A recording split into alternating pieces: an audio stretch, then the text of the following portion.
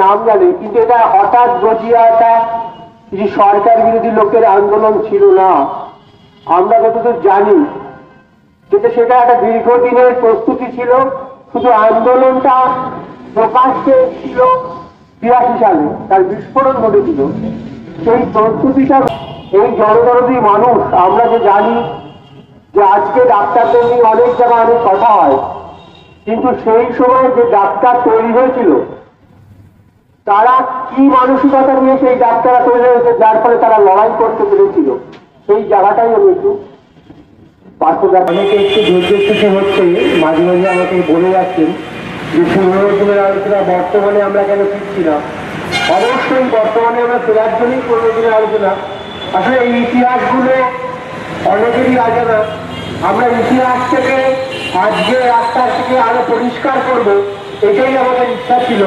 সেই জন্যই আমি বর্তমানে ফেরার প্রসঙ্গে অর্ণব সেনগুপ্তকে অনুরোধ করছি, সেই সময় সরকারি চিকিৎসা ব্যবস্থা এবং কল্যাণ পালন এবং আজকের অবস্থা যেখানে আমরা ফিরতে চাইছি, এই তফাৎটা উনি খুব ভালোভাবে বলতে পারবেন। কারণ 83-87 জুনিয়র ডাক্তার আন্দোলনে শুরু হয়, সেই সময় তিনি ছাত্র থেকে জুনিয়র ডাক্তার মেডিকেল কলেজে পাঠিয়েছেন। আবার তার পরবর্তী একটা দীর্ঘ সময় ধরে তিনি শিক্ষা ব্যবস্থা এবং সরকারি চিকিৎসা ব্যবস্থার সঙ্গে আজও যুক্ত। তার সামগ্রিক অভিজ্ঞতাটা আমাদের আজকের অবস্থাটাকে বুঝতে সাহায্য করবে। এই জন্যই আমি ডক্টর অর্ণব সেনগুপ্তকে কিছু বলতে বলছি। ধন্যবাদ। ইতিহাস জানার প্রয়োজন আছে, কারণ ইতিহাস থেকে শিক্ষা নিয়ে আমাদের ভবিষ্যতের পথ চলা হবে। এবং আমি আজকে এইখানে বসে বসে এই সব সিনিয়রদের কাছ থেকে প্রচুর জিনিস জানলাম, যেগুলো সবই জানা ছিল। কারণ 83-87 দুটো আন্দোলনে আমি ছিলাম। 83তে আমি ইন্টার্ন ছিলাম, আর 87তে আমার আউটসাইড জব শেষ হয়েছে। তখন আমরা অনেকদিন আউটসাইড করতাম, সেদিকে অনেক আগে ছিল।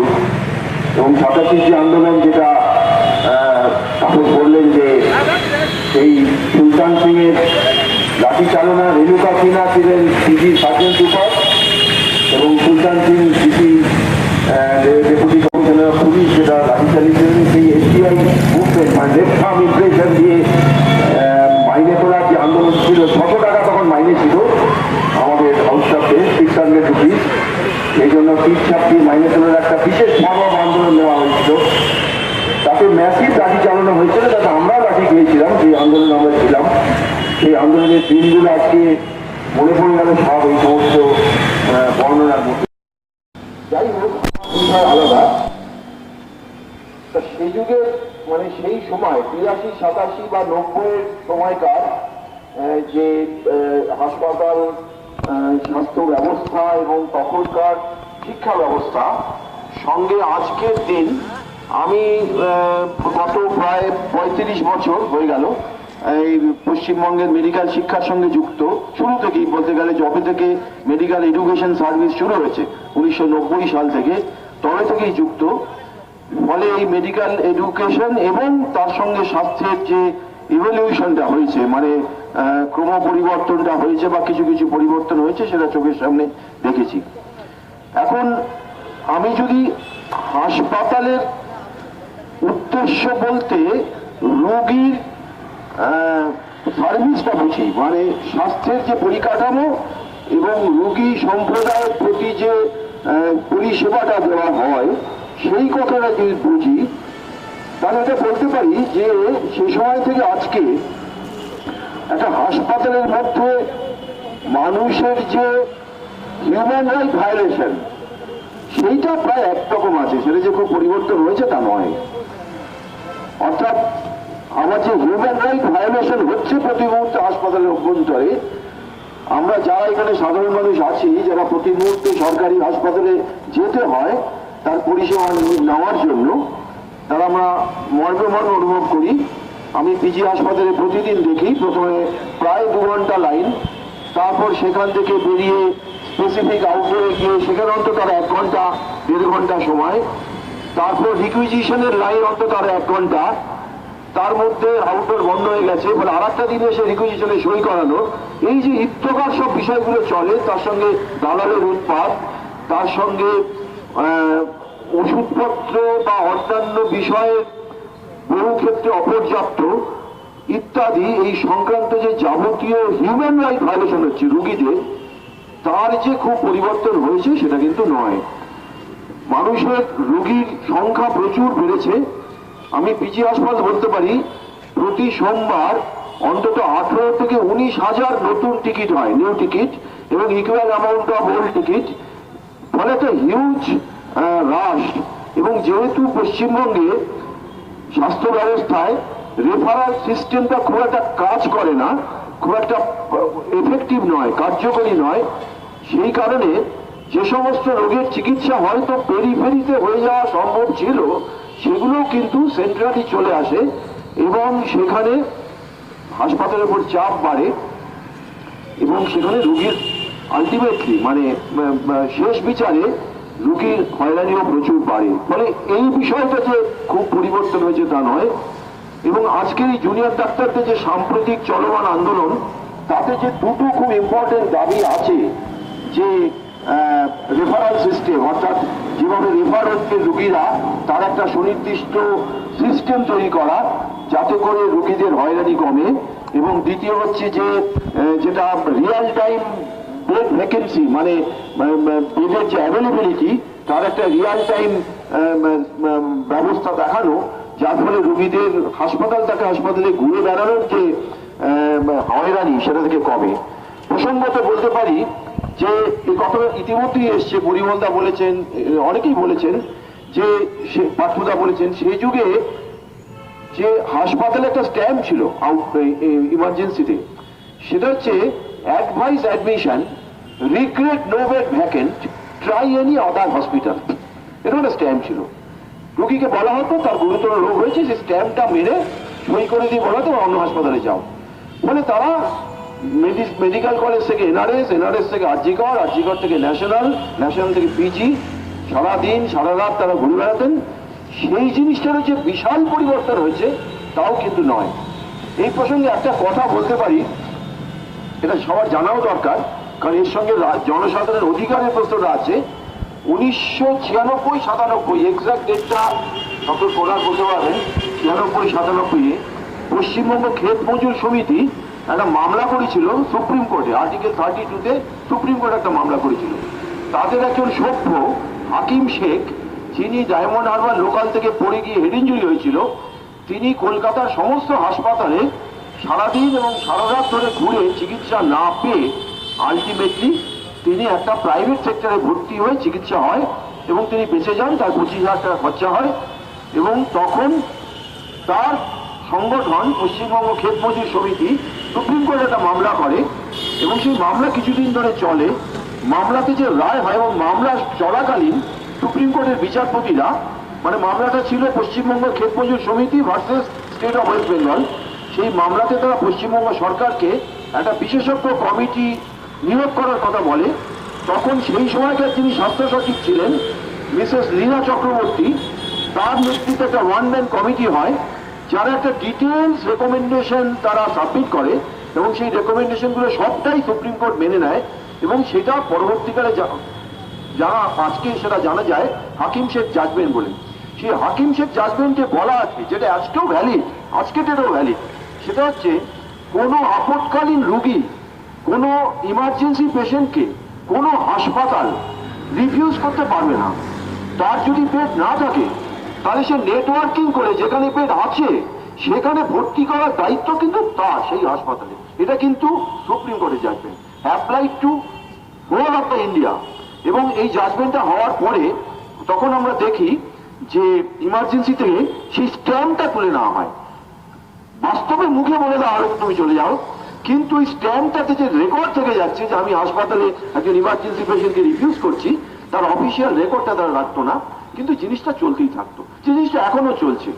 এবং সেই হাকিম শেখ জাজমেন্টের যেটা আজকের দিনও ভ্যালিড, যে ইমার্জেন্সি পেশেন্ট, এবং তারপরেই কিন্তু ওই বেড নেটওয়ার্কিং এর একটা চেষ্টা শুরু হয় এবং আমাদের স্বাস্থ্য ভবন যখন তৈরি হয় পরবর্তীকালে, এবং রাইটার্স থেকেই তারা একটা নেটওয়ার্কিং করে, যেখানে আমাদের লোকজন তারা ডিউটি পড়তো মাঝে মধ্যে, যে যেখানে ইমার্জেন্সি পেশেন্টে যদি কোনো ভর্তি করা না যেত, তাহলে ইমার্জেন্সি অফিসার তাদের ফোন করতো এবং সেইখানে বসে স্বাস্থ্যভবনে বসে তারা একটা নেটওয়ার্কিং করার চেষ্টা করতেন। কিন্তু ঠিকমতো পরিকাঠামোর অভাবে সেটাও কিন্তু খুব একটা কার্যকরী হতো না। পরবর্তীকালে এই সিস্টেমটা আমি যতদূর জানি বছর 5-6 আগে সেটা উঠেই গেছে। আমার এই জুনিয়র ডাক্তারদের আন্দোলনের ফলে সেটা হয়তো আবার নতুন করে চালু হবে, কিন্তু প্রয়োজন আছে শুধু একটা সিস্টেম চালু করাই নয়, তারপরে কন্টিনিউয়াস নজরদারি রাখা প্রয়োজন, কন্টিনিউয়াস চাপ রাখা প্রয়োজন। নাহলে কিন্তু একটা একটা মানে আন্দোলনের ফলে অর্জিত অধিকারটাও কিন্তু রক্ষা করা যায় না। ফলত আজকে ধরুন হয়তো সরকারি হাসপাতালের বেশ কিছু সুযোগ সুবিধা বেড়েছে, জুনিয়র ডাক্তারদের ধারাবাহিক আন্দোলন, দীর্ঘকালীন আন্দোলনের ফলে এখন সরকারি হাসপাতালগুলোতে, অ্যাটলিস্ট মেজর হাসপাতালগুলোতে 24 ঘন্টা X ray, ECG, blood bank বা আল্ট্রাসাউন্ড, ইভেন কোনো কোনো হাসপাতালে এমআরআই, সিটি স্ক্যানও কিন্তু অ্যাভেলেবেল হয়। সেগুলো মোটামুটি অনেক ক্ষেত্রেই হয়। বা যেখানে সরকার নিজেরা করছে না, যেটা কথা এলো, বেসরকারিভাবে হয়, অর্থাৎ পিপিপি মডেলে হয়, পাবলিক প্রাইভেট পার্টনারশিপ মডেলে তারা হাসপাতালের মধ্যেই প্রাইভেট সেক্টরকে অ্যালাউ করেছে। সেখানে মানে জায়গা, জল, ইলেকট্রিসিটি সব তারা দিয়েছে। পাবলিক সেক্টর, প্রাইভেট সেক্টর সেগুলো চালায় এবং তারা প্রফিট করে, সরকারকেও বোধহয় কিছু দেয়। এইভাবে এই পিপিপি মডেলে চলে, অনেক জায়গাতেই চলে। সেটা হয়তো সমর্থনযোগ্য নয়, কিন্তু চলছে।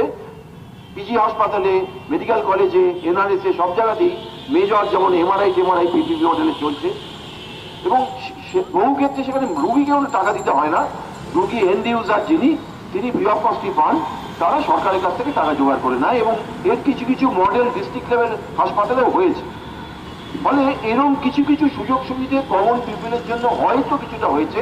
এবং এইটা কিন্তু ধারাবাহিক যে আন্দোলন, বিশেষ করে জুনিয়র ডাক্তার আন্দোলনের রেজাল্ট হিসেবে আমি দেখবো। আমি নিজে ব্যক্তিগতভাবে এই জুনিয়র ডাক্তার আন্দোলনের একজন প্রোডাক্ট বলতে পারি।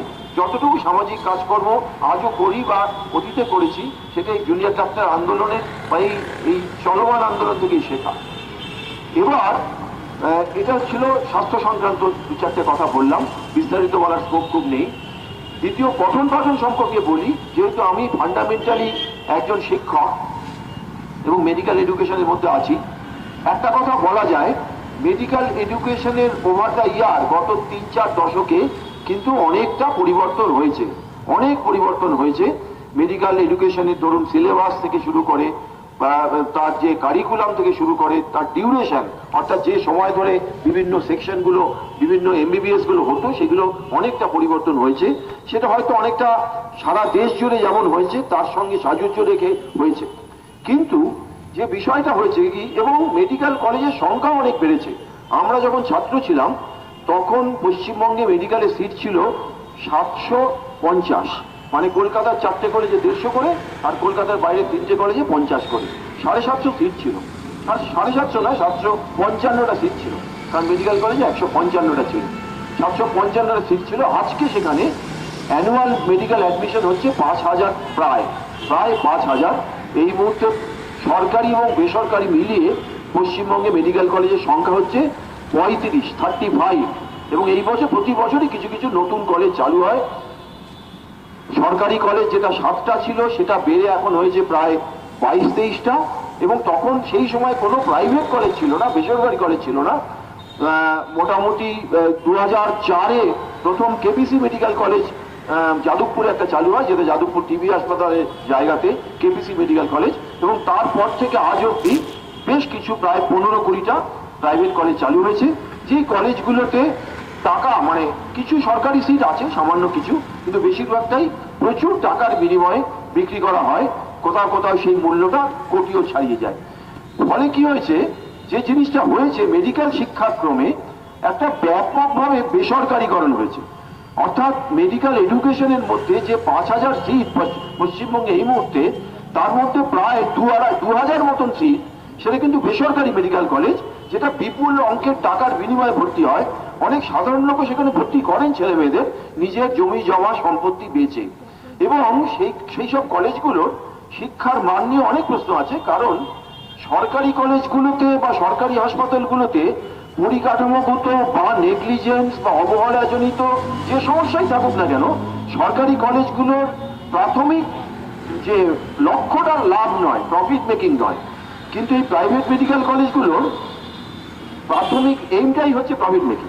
ফলে এই প্রাইভেট মেডিকেল কলেজগুলোর আসার ফলে যাদের মূল লক্ষ্য হচ্ছে লাভ করা, সেই জন্য এইটা ব্যাপকভাবে আমাদের মেডিকেল এডুকেশনকেও কিন্তু আমি কি বলবো পলিউট করছে, দূষিত করছে, এবং সেখানে নানা রকম দুর্নীতি ইত্যাদি, পরীক্ষা নিয়ে, পরীক্ষার কোয়েশ্চেন নিয়ে, পরীক্ষার পাস ফেল নিয়ে ইত্যাদি চলছে।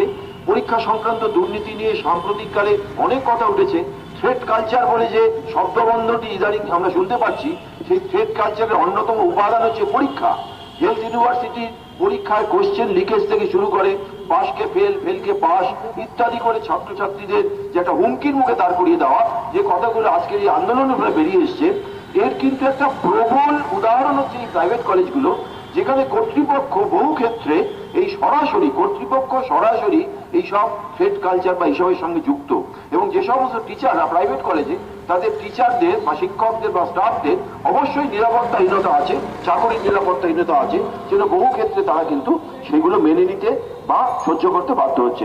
ফলে মেডিকেল এডুকেশনের কিন্তু একটা ব্যাপক চেঞ্জ হয়েছে, অনেক বেশি কমার্শিয়ালাইজ হয়েছে, এবং তার প্রয়োগ কিন্তু আমাদের সরকারি মেডিকেল কলেজে হয়েছে।